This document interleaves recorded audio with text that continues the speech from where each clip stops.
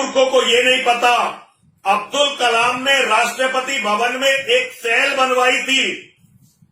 तुम जिसे धर्मनिरपेक्षता की मिसाल बताते हो ना, उस अब्दुल कलाम ने राष्ट्रपति भवन में, और ये आप आरटीआई से मालूम कर सकते हैं कि मैं सच बोल रहा हूं या झूठ बोल रहा हूं। और उस सेल का काम ये था कि यदि भारत में किसी मुसलमान के साथ कोई गलत काम हो रहा है, सिस्टम से कोई गलती हो रही है, तो वो उस सेल में शिकायत करे, और अब्दुल कलाम पर्सनली उस शिकायत को देखता था। इसका एक बहुत बड़ा उदाहरण अफजल गुरु संसद पर हुए हमले का जो मुख्य षड्यंत्रकारी था, उसको जब फांसी की सजा हो गई तो वो ये नहीं चाहता था कि वो राष्ट्रपति को दया याचिका भेजे, क्योंकि उसे लगता था कि दया याचिका का कोई फायदा नहीं है। लेकिन अब्दुल कलाम ने व्यक्तिगत रूप से इंटरेस्ट लेकर अफजल गुरु की पत्नी, उसकी मां और उसके बेटे को बुलाया अपने पास। ये ऑन रिकॉर्ड है, राष्ट्रपति भवन का रिकॉर्ड है, इसे मिटाया नहीं जा सकता। इसे कोई भी हिंदू चेक कर लेगा। और इसके लिए अब्दुल कलाम ने रास्ता बनाया। एक शिकायत अब्दुल कलाम की उस सेल पर आई जो उसने मुसलमानों के लिए बनाई थी। शिकायत आने के केवल 2 दिन के अंदर अब्दुल कलाम ने अफजल गुरु की पत्नी, उसके बेटे और उसकी मां को मिलने का समय दिया।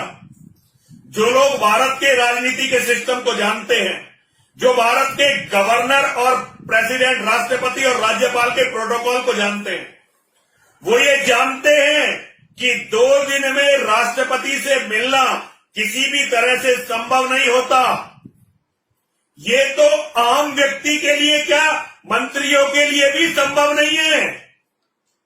लेकिन अब्दुल कलाम के लिए अफजल गुरु के परिवार के लोग अपना ही परिवार थे, और सारे के सारे जितने भी प्रोटोकॉल हैं उन्हें तोड़कर केवल 2 दिन के अंदर अब्दुल कलाम उनके परिवार से मिला, और उसने परिवार के लोगों से कहा कि आप जाइए। ऑन रिकॉर्ड है ये बात।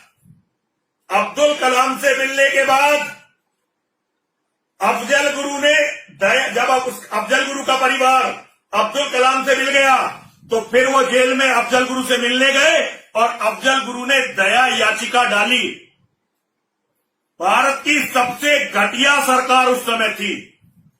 कांग्रेस का ये यूपीए 2 शुरू हो गया था।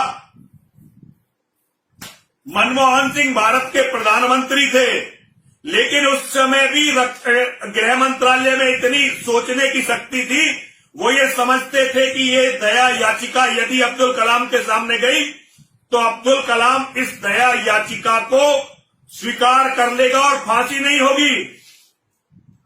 तो 2 साल तक गृह मंत्रालय ने, जब तक अब्दुल कलाम रिटायर नहीं हो गया, वो दया याचिका अब्दुल कलाम के सामने जाने नहीं दी।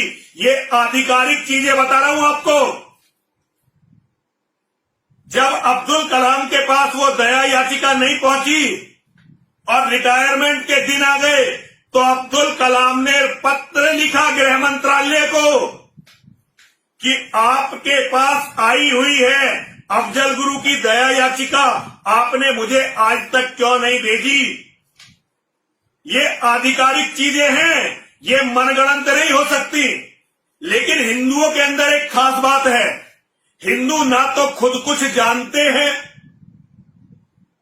केवल अपने नेताओं की, अपने संगठनों की बातें सुनते हैं, और उनके नेता जब कह देते हैं कि जी ये तो धर्मनिरपेक्षता का बड़ा प्रतिमान है, तो वो उस व्यक्ति को धर्मनिरपेक्षता का प्रतिमान मानते हुए बाकी सबकी बातों को रद्द कर देते हैं।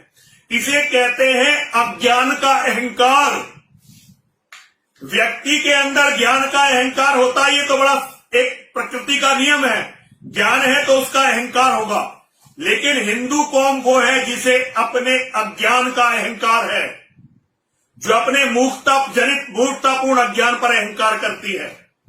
कल मैंने अपने फेसबुक पर यह लिखा था कि पाकिस्तान के एटम बम में अब्दुल कलाम का बहुत बड़ा हाथ है। बहुत सारे लोग बिखर गए, कह रहे हैं जी ये तो चीन ने दिया है पाकिस्तान को एटम बम की तकनीक। अरे मूर्खों, तुम्हें पता नहीं है, चीन ने तो आज तक किसी देश को एक प्लग बनाने की भी तकनीक नहीं दी।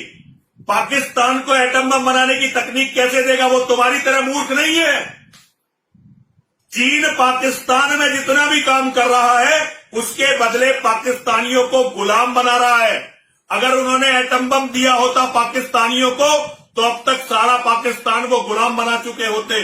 वो तुम्हारी तरह भाईचारा नहीं निभाते इन भाईजानों का। वो अपने लोगों को इनका चारा नहीं बनाएंगे, बल्कि वो इन मांसाहारी राक्षसों को निगल जाएंगे। जब अब्दुल कलाम राष्ट्रपति नहीं रहा तो अब्दुल कलाम एक बार अमेरिका गया और अमेरिका में उसकी नंगी करके तलाशी हुई। नंगी करके उसकी तलाशी हुई। भारत में उस समय यूपीए की सरकार थी। मनमोहन सिंह को, सोनिया गांधी को एक मुसलमान का अपमान बहुत बुरा लगा और उन्होंने आधिकारिक रूप से अमेरिका की सरकार को इसकी आपत्ति दर्ज करवाई। इसकी आपत्ति कि भाई ये हमारा पूर्व राष्ट्रपति है, भारत रत्न है, वैज्ञानिक है, आप इसका अपमान नहीं कर सकते।